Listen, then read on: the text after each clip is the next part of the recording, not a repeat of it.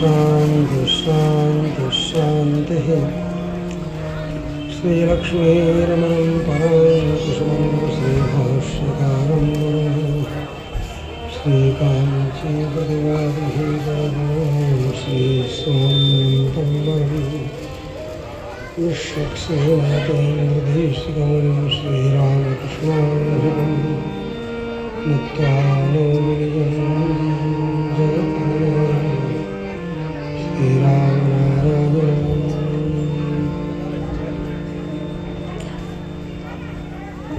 श्रीरामं जानकीनाथं उर्मिलेशं च लक्ष्मणं भरतं माण्डवीकान्तं शत्रुघ्नं श्रुतिकीर्तितं कौसल्यां वां सुमित्रां च कैकेयीं रूपमालिनीं स्त्रीणां मातॄणां नाथं वन्दे दशरथं।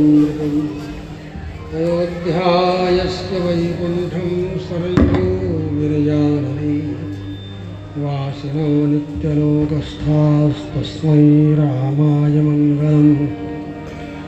यज्ञानां यजमानाय यज्ञाचार्याय मङ्गलम्। रामनारायणाचार्य धर्माचार्याय मङ्गलम्। वन्दे वृन्दावनचरं वल्लभी जनवन्दितं जयन्ती सम्भवं विष्णु वैजयन्ती विभूषणम्।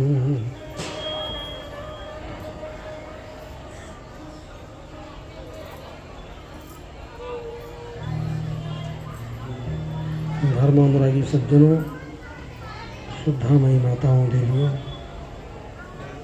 एवं सुस्नेहिल बच्चों,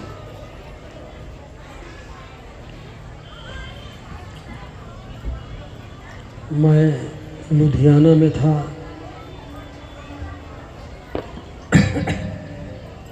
और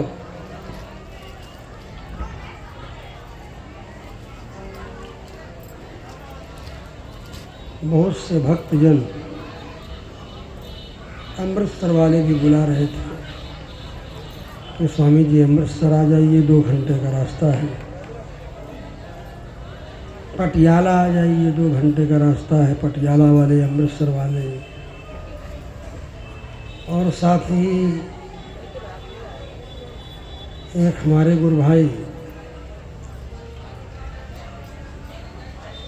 बेगाना राजस्थान नागौर जिला से बुला रहे थे। तो और इधर मधुसूदन जी, हमारे मधुसूदन आचार्य जी,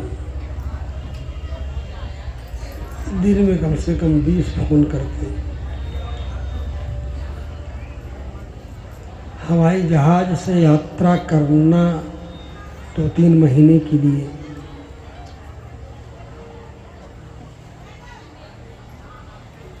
वर्जित कर दिया है,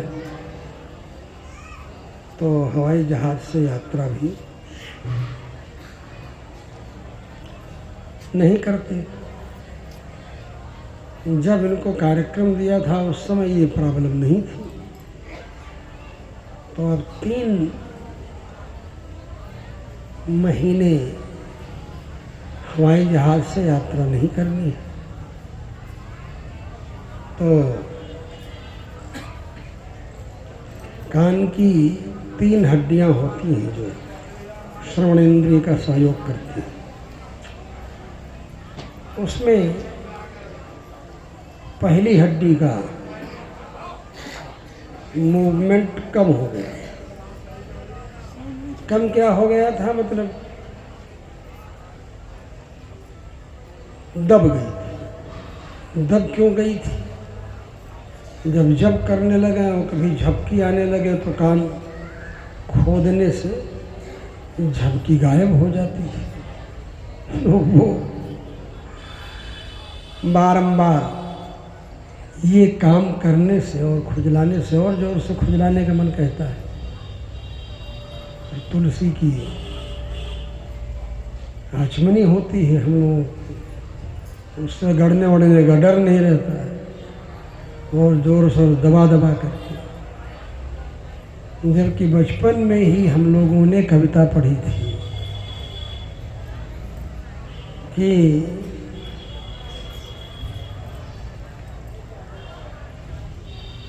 माँ बचपन की ही कथा है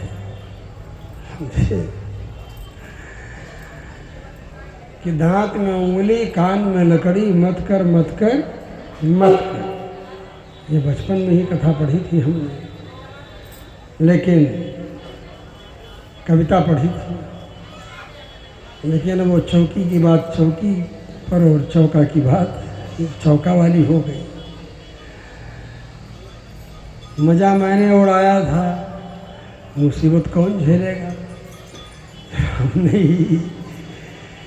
और इसलिए डॉक्टर ने चेक किया, ठीक किया, कहा कि 3 महीने तक आप स्वामी जी हवाई जहाज मत घूमिए। अब जब का ये कार्यक्रम दिया हुआ था, उस समय ये बात नहीं थी। तो मैं विचार किया कि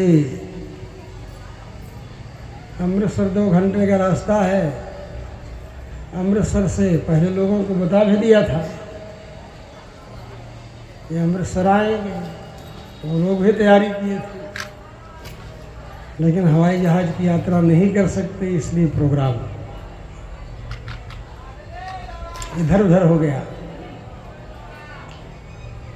300 किलोमीटर से ज़्यादा कार की भी यात्रा करने को मना किया था, एक झरसन होगा। तो एक झरसन होने से मैंने कहा आप चलो हवाई जहाज वाली तो छोड़ो, उसमें तो हवा का एयर प्रेशर होता है, कुछ से होता है कान में। कई बार हवाई जहाज में छोटे बच्चे रोने लगते हैं जोर से, क्योंकि उनको कान में बोल तो सकते नहीं हैं कि मेरे कान में हो क्या रहा है, लेकिन परेशानी उनको यही होती है। कई बार ऐसा होता है कि कुछ निगलिए मुंह से तो कुड़क से होता है, वो वैक्यूम टाइप का होता है, पंपिंग होते समय ऐसा होगा। तो अमृतसर से दिल्ली की फ़्लाइट लेके दिल्ली से प्रयाग चाहे लखनऊ ले करके आ जाऊंगे, ये सोचा था। तो जो समय इनको दिया था कि 18 की रात में ही निकल लूँगा, 19 की फ़्लाइट लूँगा, 19 को प्रवचन कर दूँगा, 20 को प्रवचन कर दूँगा, मन में यही सोचा था। लेकिन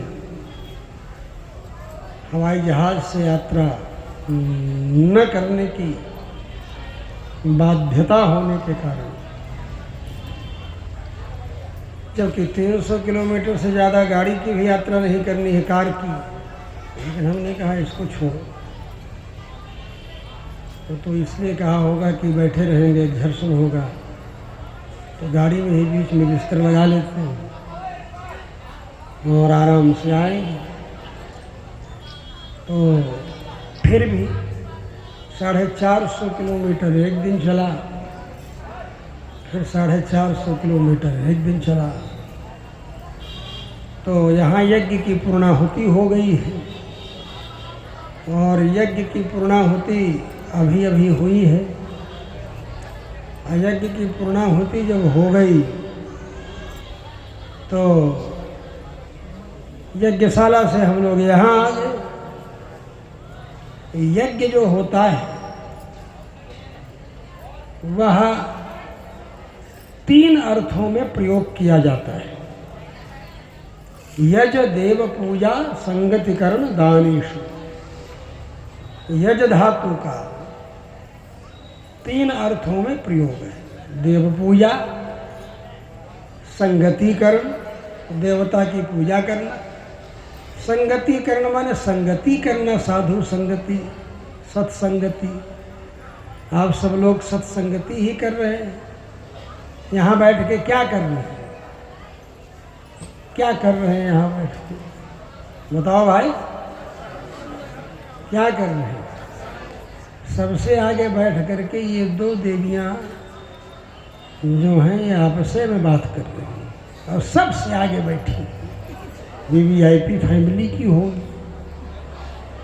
प्रधान जजमाने के घर की माई महतारी हूँ, इसीलिए वीवीआईपी में आगे बैठने को मिलेगा ही।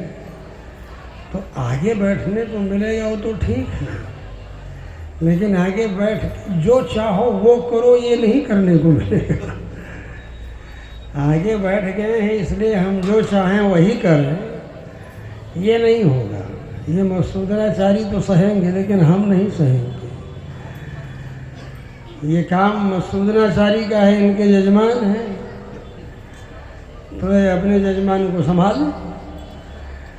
मैं नहीं संभाल पाऊंगा तुम लोगों को अगर सामने बातचीत करोगे तो।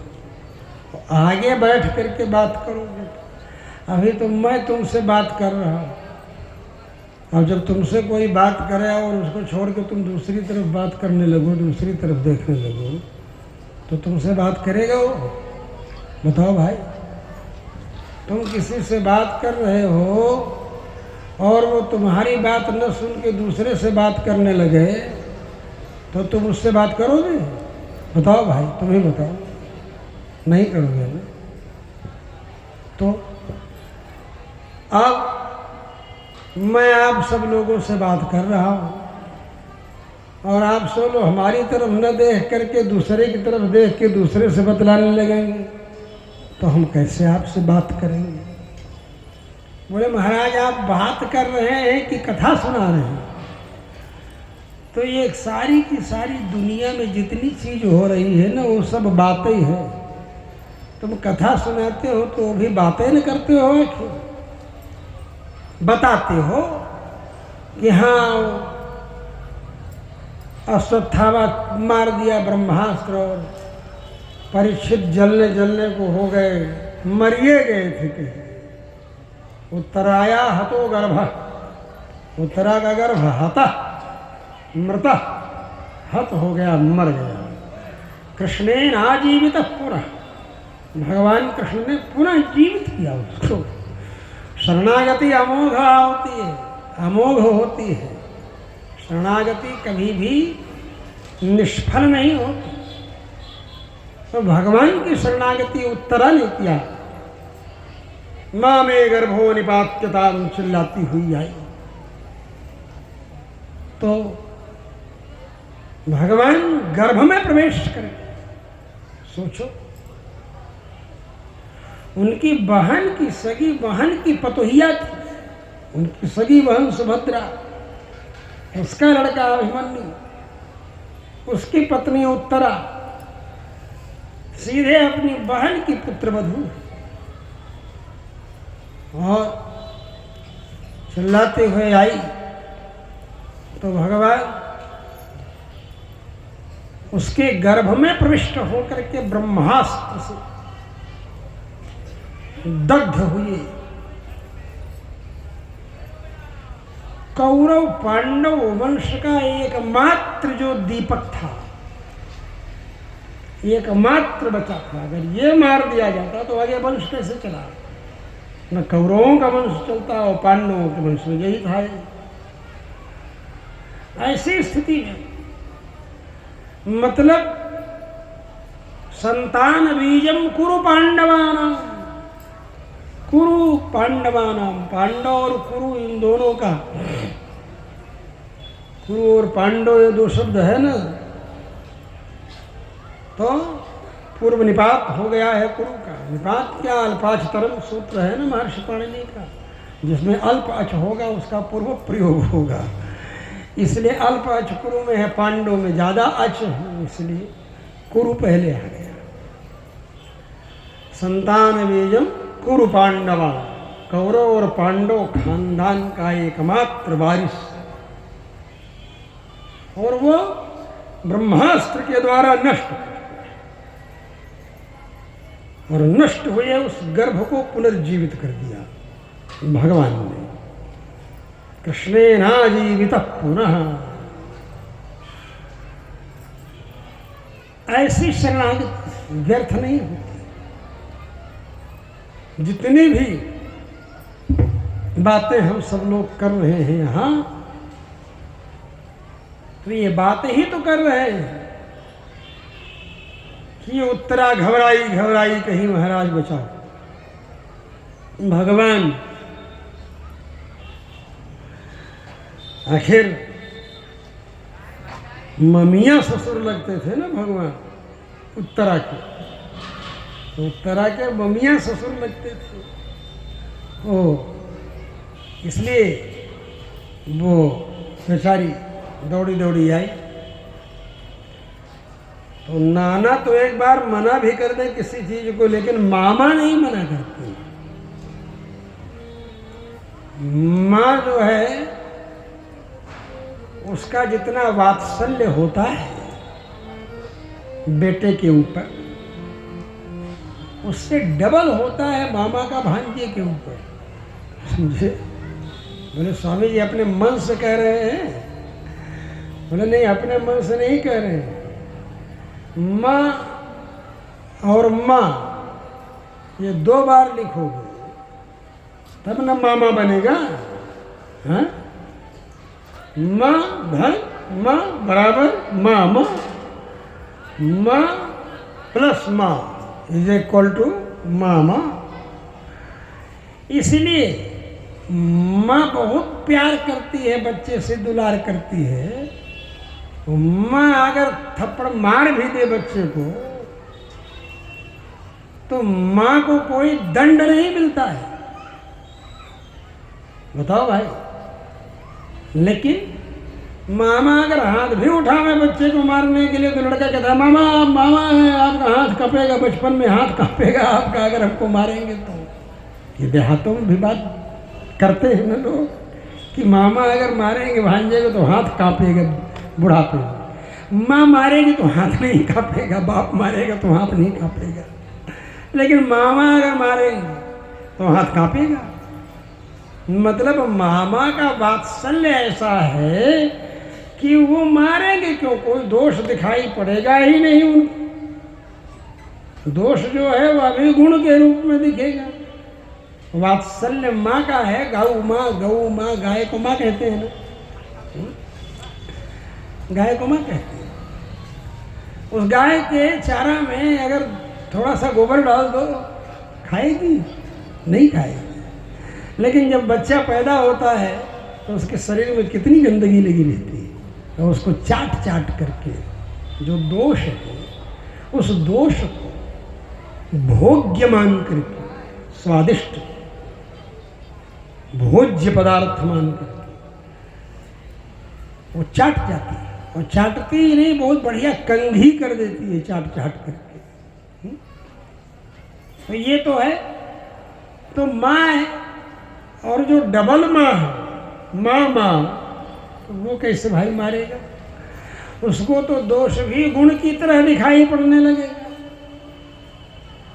वहाँ दोष भी अगर करे तो गुण के रूप में दिखाई पड़ेगा। दोष भोग्यत्वम वात्सल्यम, वात्सल्य का लक्षण ही किया है लोगों ने कि दोष को भी अपना भोजन मान ले, भोग्य मान ले, वो वात्सल्य है। शरणागत वत्सल भगवान, आप लोग कहते हो, भगवान को भी अपने भक्त में दोष नहीं दिखता, उसको गुण दिखाई पड़ जाता है भक्त। तो किस तरह से भगवान अपने भक्त के ऊपर कृपा करते हैं वो आप समझ लो। किसी भी तरह से कृपा कर देते हैं, भक्त की तरफदारी कर लेते हैं, भले वो भक्त ना भी हो, फिर भी भगवान कृपा करके ऐसा कर लेते हैं। एक आदमी किसी को पटा करके ले जा रहा था अपने यहाँ, रास्ते में मंदिर मिल गया। सोचा चलो यहीं गांव के किनारे मंदिर है, कोई है वही नहीं, यहीं रात में रुके। तो रात में रुका, झाड़ू वाड़ू लगाया, सफाई किया रात में सोने के लिए।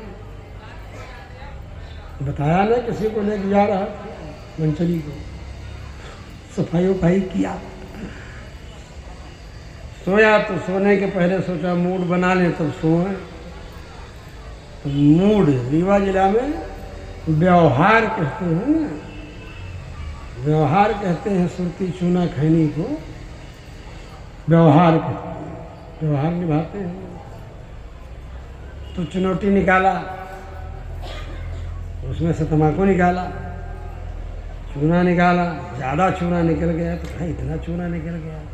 तो प्रायः लोगों की आदत होती है कि बचा हुआ चूना ज़्यादा दिमागदार है तो उसी में डाल लें, लेकिन जब खैनी में लगा दिए और बचा तो उसमें क्या डाल, तो कहीं पोंछ देंगे कहीं कर देंगे, तो वहाँ वो कुछ नहीं। तो सोचा क्या किया जाए, यहीं दीवाले में पूछ दो, दीवाले में पहुँच दिया, बचा हुआ एक रेखा बन गई चूना की।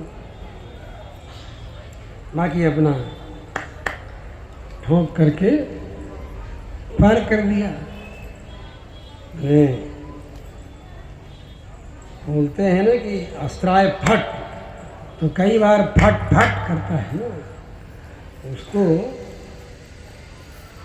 अस्त्राय फट कहते हैं। एक महात्मा थे, तम्बाकू बना रहे थे, तो सोचे फट फट करें तो सुनाई पड़ जाएगा, अगल बगल लोगों को मालूम हो जाएगा।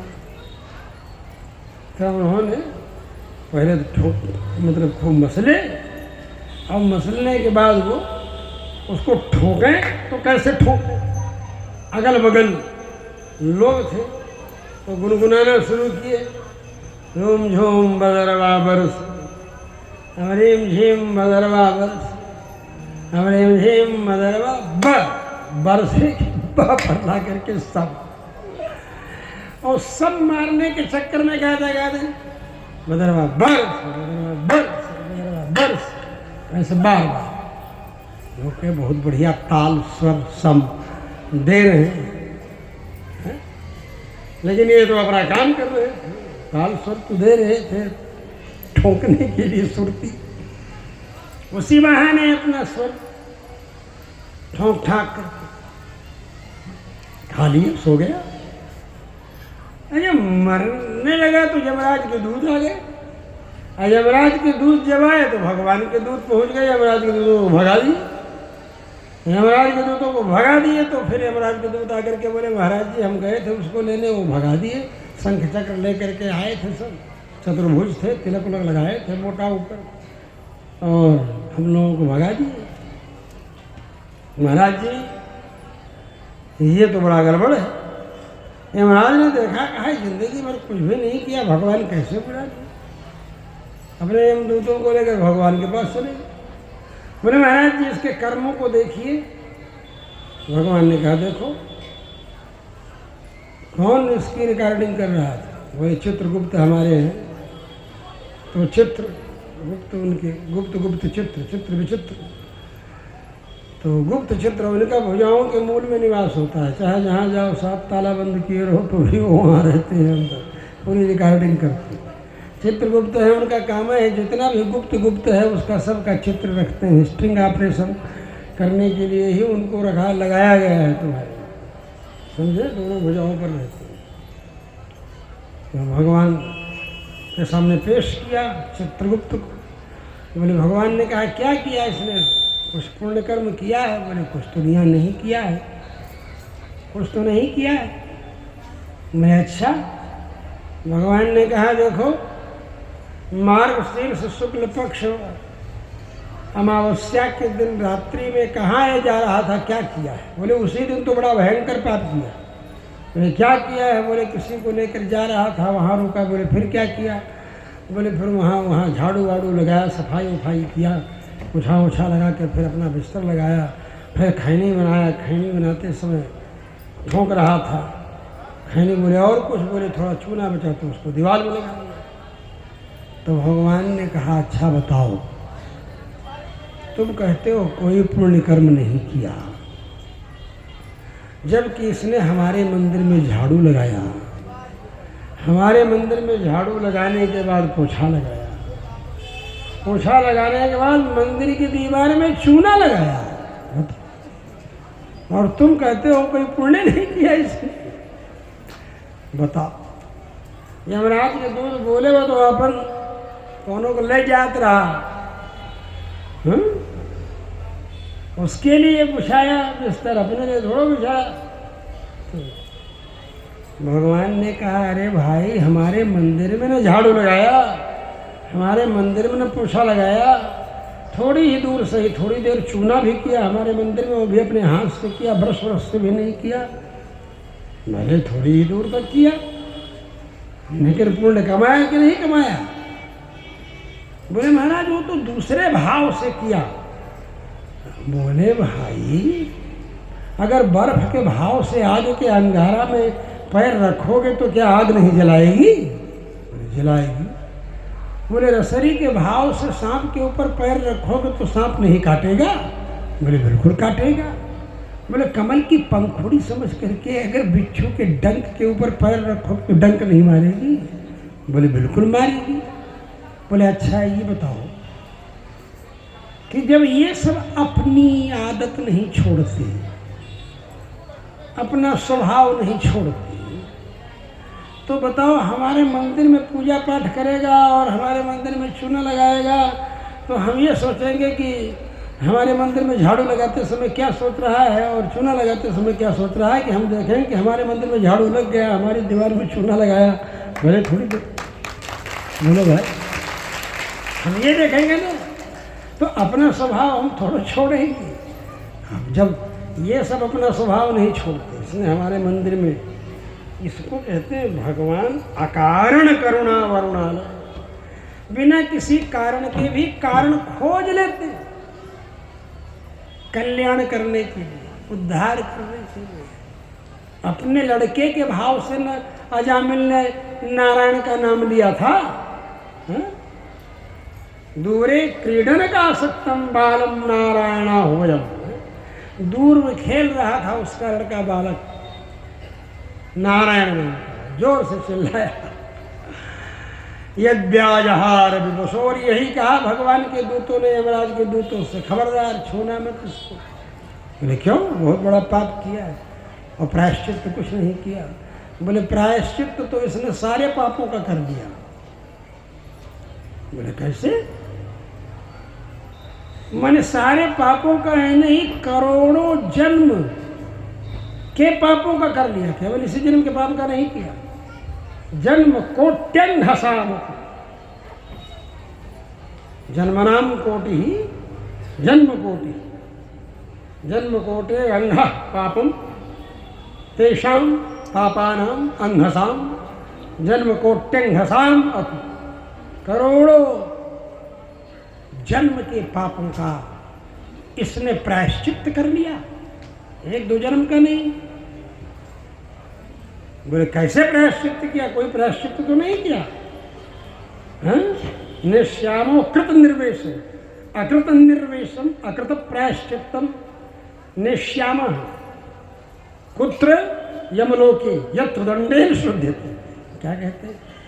अयम विकृत निर्वेशो जन्म कोट्यं घसामपि, तब दूतों ने कहा इसने करोड़ों जन्मों का पाप धो दिया है भगवान नारायण का नाम लेकर, इसलिए ये नरक में नहीं जाएगा, छुटकारा दिला दिया। अब उसके बाद बेचारा वो बद्रीनाथ जा करके श्रीमन नारायण नारायण नारायण कीर्तन करते करते अपना समय बिता करके, मन लगा करके कीर्तन करे, खूब मन लगा करके। अब तो इसका मन लग गया कि भाई एक बार नारायण नाम पुत्र की भावना से लिया तो हमारा कल्याण हो गया, तो मन लगा करके लेने में कितना काम होगा। खूब प्रेम से नाम ले भगवान का, मन लगा करके नाम ले, श्रीमन नारायण नारायण नारायण श्रीमन नारायण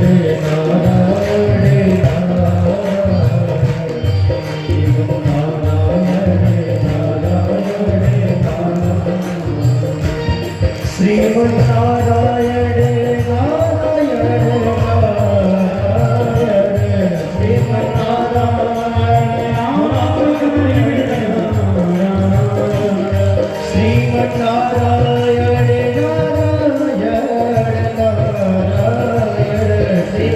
श्रीमन नारायण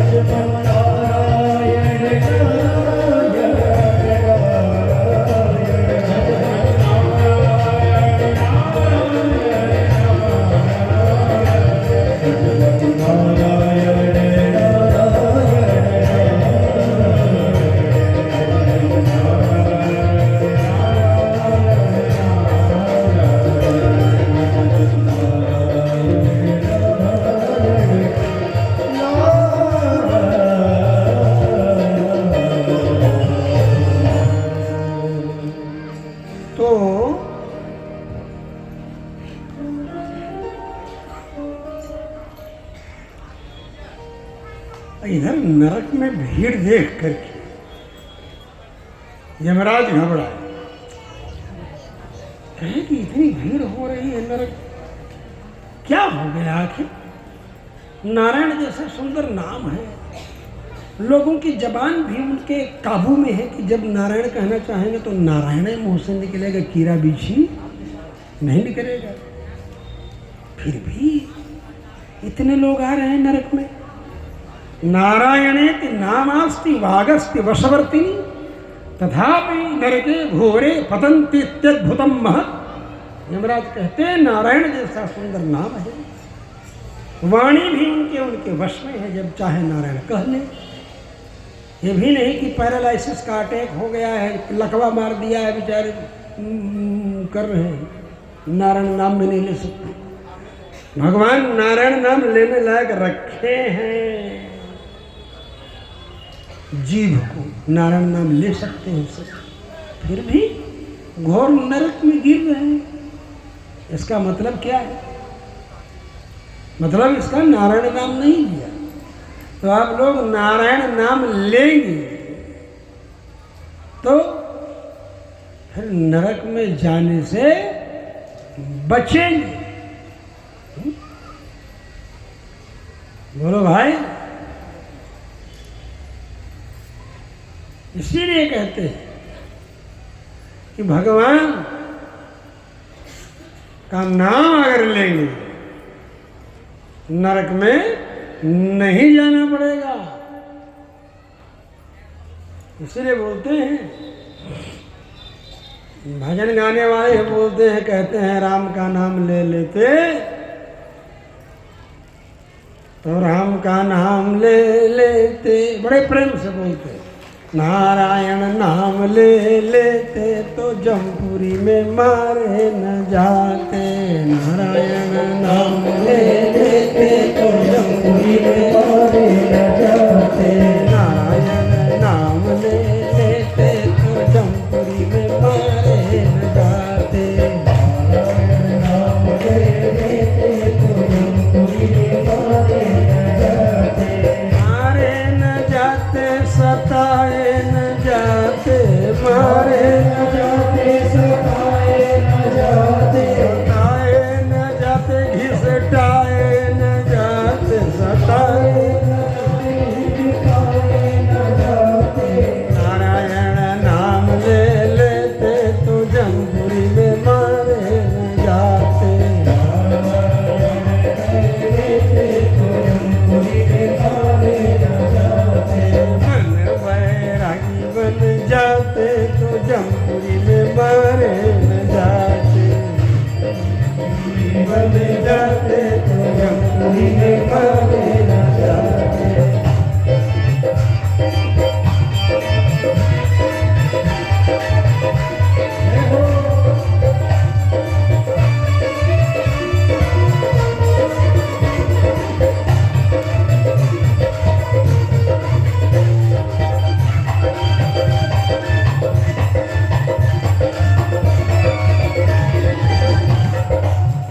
करे तो क्या करे? जब आप बाजार से कोई स्प्रिंग ले आते हो और खींच करके स्प्रिंग छोड़ देते हो तो स्प्रिंग उसी तरफ मुड़ जाती है, मुड़ जाती है। एक कैलेंडर बाजार से खरीद के लाते हैं, गोल गोल गोल गोल करके घर ले आए और उस कैलेंडर को खोलते हैं तो खुर खुर खुर खुर फिर उसी तरफ मुड़ जाता है, मुड़ जाता है।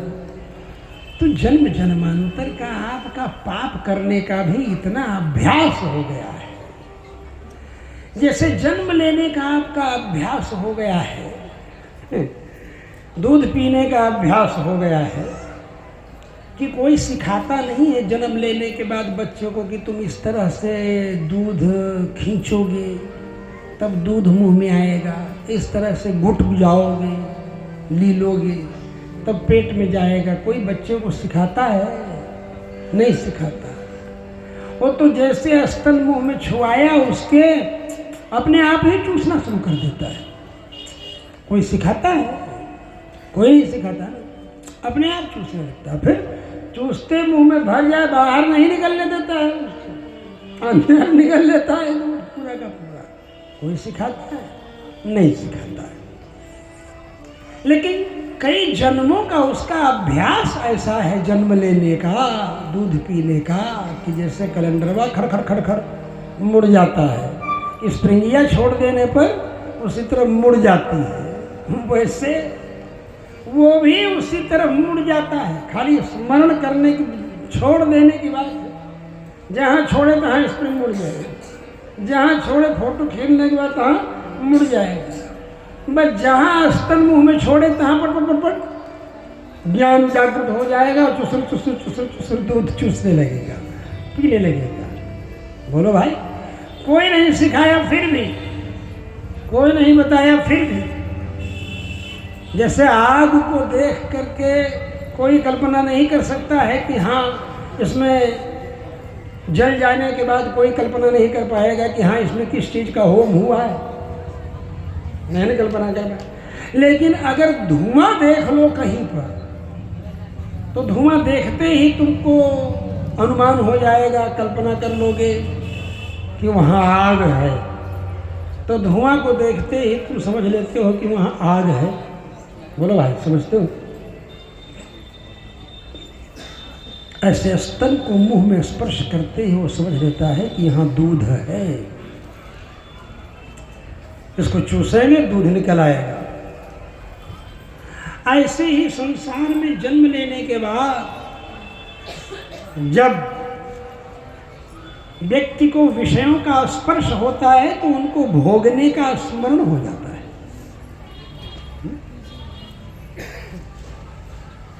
इसलिए संसार का ये नियम है। ये तो जो इसमें नहीं लगते हैं, जो कौन नहीं लगता है? जो शास्त्रों का अध्ययन करते हैं, शास्त्र का चिंतन करते हैं, जो शास्त्रों का अध्ययन करते हैं, शास्त्र का चिंतन करते हैं, तो सावधान है, उनको कोड ऑफ कंडक्ट मालूम है। जो शास्त्र का अध्ययन करते हैं वो समझते हैं।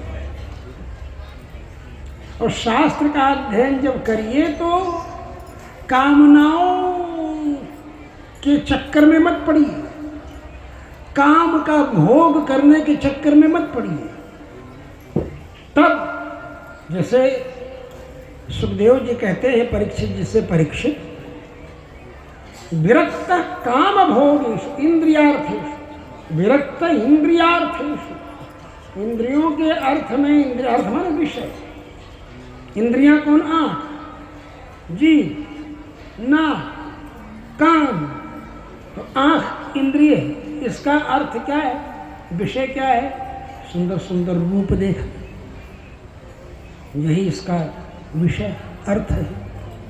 कान, सुंदर संगीत सुनना, कान का अर्थ है, कान का विषय। जीभ, स्वादिष्ट रस लेना, स्वादिष्ट पदार्थ खाना, ये जीभ का विषय।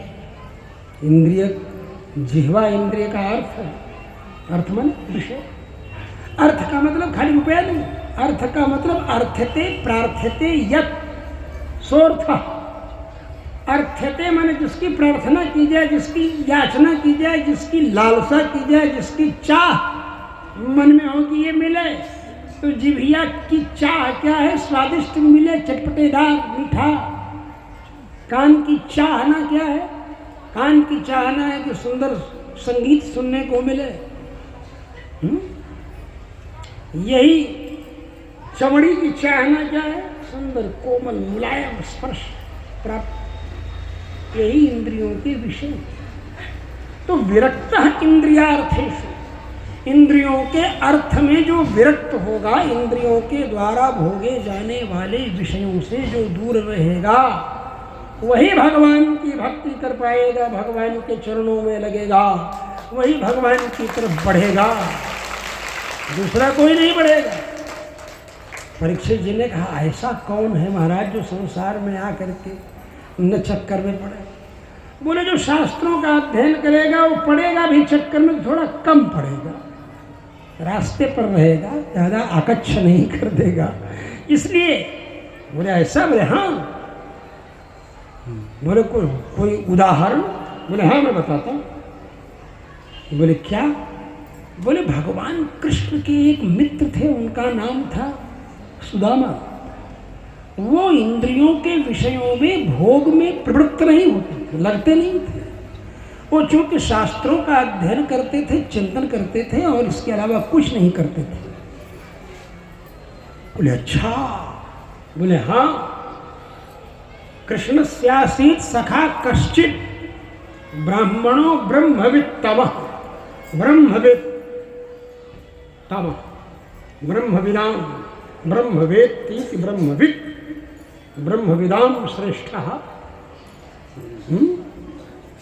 ब्रह्मविदां श्रेष्ठः।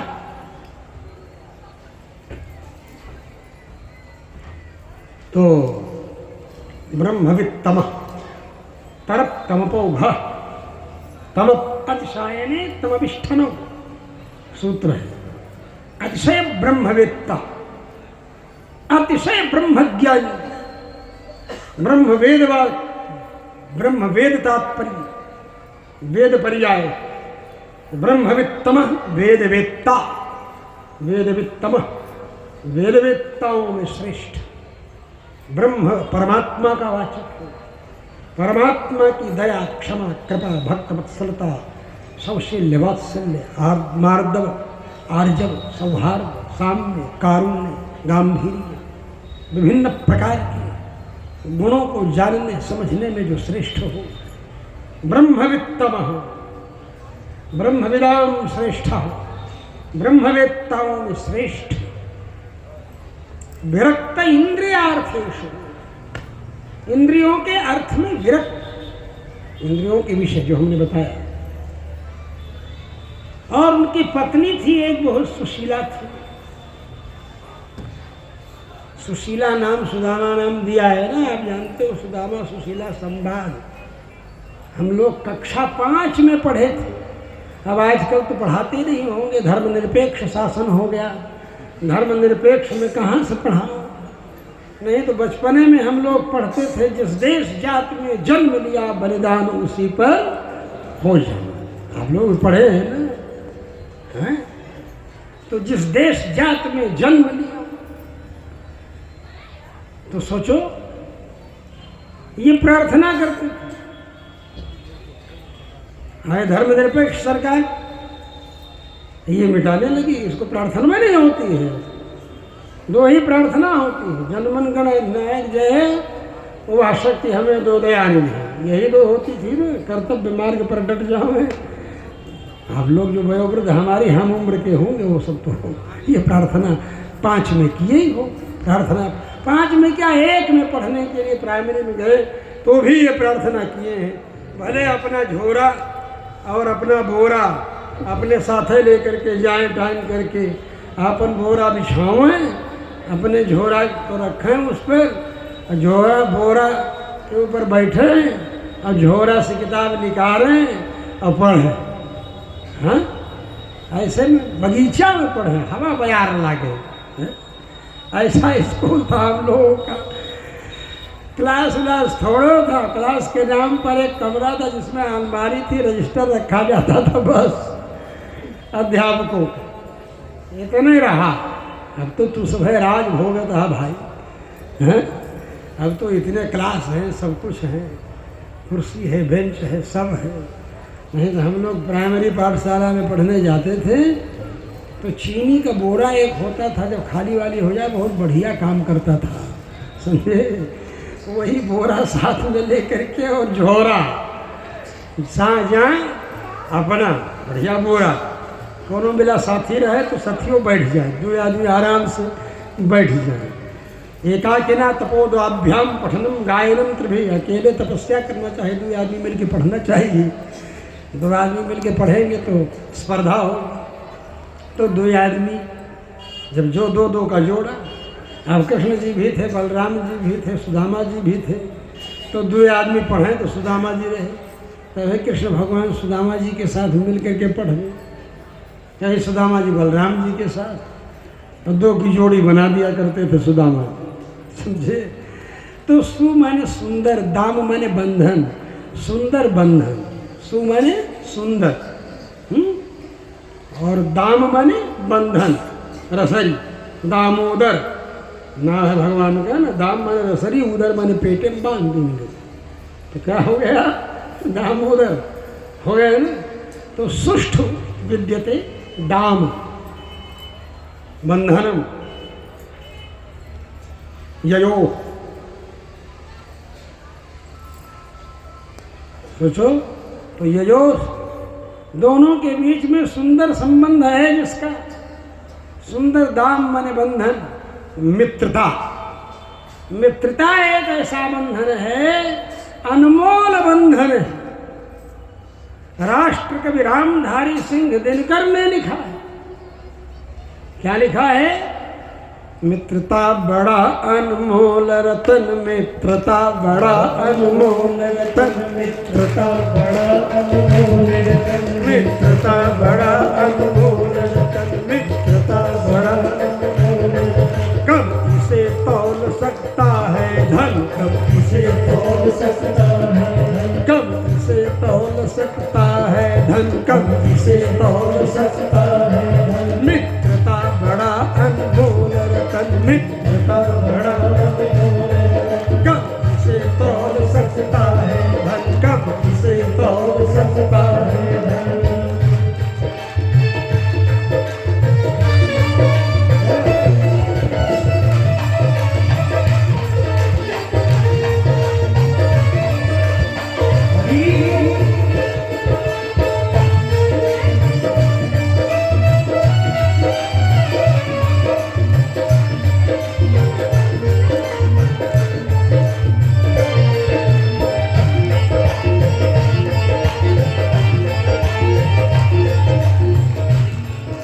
बड़ी बात कहा। और ये भी कोई ये नहीं कि बहुत बड़ा आस्तिक आदमी, बहुत बड़ा भगत आदमी जो है, धर्मनिष्ठ व्यक्ति, उसकी गोल का आदमी कह रहा हो। बहुत बदमाश आदमी की गोल में है और वो कह रहा है इस बात। बदमाश आदमी कौन था, दुर्योधन था, और उसकी गोल में कौन था, कर्ण था। तो वो कर्ण कह रहा है भगवान से, क्या कह रहा है, मित्रता बड़ा अनमोल,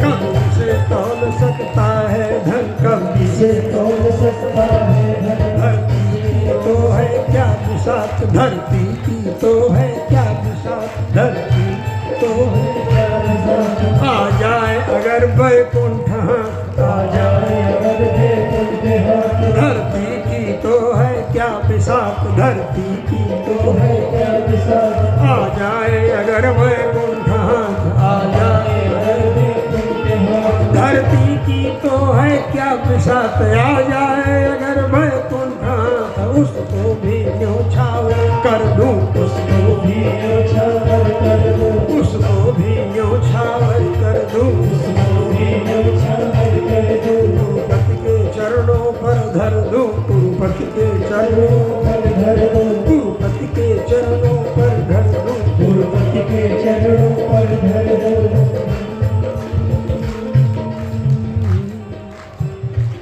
आप अपना वैकुंठ भी हमको अगर दे दीजिए ना, तो हम वो वैकुंठ हो जाकर के दुर्योधन को सौंप देंगे। ये दोस्ती, ये मित्रता, ये कह रहा है कर्ण। और कर्ण को डिप्लोमेटिक तरीके से अपने पक्ष में मोड़ने के लिए वो दल बदलू बनाने के चक्कर में एक नाथ शिंदे वगैरह जैसे आ गए, खट्ट से दल तो नहीं बदले, लेकिन दो दल बन गया, दल का नाम बदल दिया, समझ गए। तो भगवान कृष्ण चाह रहे थे कि इसको अपने दल में ले ले, समझ रहे हो ना। जितनी कहानियाँ हैं वो सब अभी भी घट रही है, उसी समय नहीं, अब थोड़ा ज़्यादा बदमाशी से घट रही है। अब उस समय द्वापर था, कलयुग लगने वाला था, मतलब उतना ज़्यादा कलयुग खरान ना रहा, क्या कहते हैं, उतना ज़्यादा नहीं चटक रहा था। लेकिन फिर भी भगवान ने सोचा कि डिप्लोमेसी तो यही है, कूटनीति तो यही है, इसी के ऊपर बहुत ज़्यादा उछलता है दुर्योधन, इसी को विड्रा कर लिया जाए, इसी को ले लिया जाए। तो भगवान ने सोचा क्या बताएं इसको, तो रिलेशनशिप बताया, तुम्हारी क्या संबद्धता है पांडवों से, तुम्हारा संबंध क्या है तुम नहीं जानते हो, हैं? तुम नहीं जानते हो। तू प्रथा कुक्षिका प्रथम लाल, तू कुंती की कोख का पहला पुत्र है। ये पांचों पांडव तो तेरे छोटे भाई हैं, इसलिए तू चल। ऐसे लोग नहीं प्रलोभन दे करके अपने फेवर में करते हैं। कोई रुपया बांटते हैं, भी रुपया बांटते पकड़े गए। कोई नेता थे, क्या नाम था, तावड़े। कितनी सच्चाई कितनी झूठाई है तो हम नहीं कह रहे हैं, लेकिन हाँ जो यूट्यूब के माध्यम से न्यूज चैनलों के माध्यम से सुनाई पड़ गया। विरार विधानसभा क्षेत्र में नाला सोपारा के पास, आप लोग भी सुन देखे हो ना, फिर क्या पूछना है। तो भगवान कृष्ण भी तो कम थोड़ा थे, वो सोचे कि दिस वे दैट वे, राष्ट्र को खंडित न होने दिया जाए, देश को खंडित न होने दिया जाए। यही तो संघर्ष था। महाभारत इसीलिए था कि भारत खंडित हो।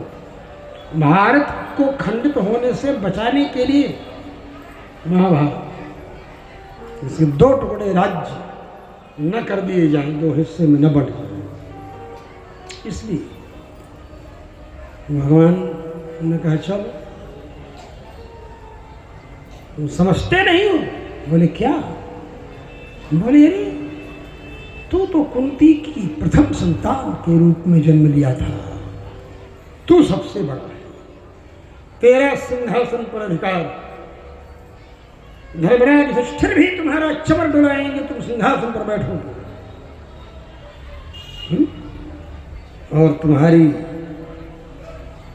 पुत्र वधू उत्तरा भोजन बनाएंगे, पतोहू के हाथ का स्वादिष्ट भोजन खा करके ससुर जी बहुत प्रसन्न होते हैं, बड़ी अच्छी बहू आई है।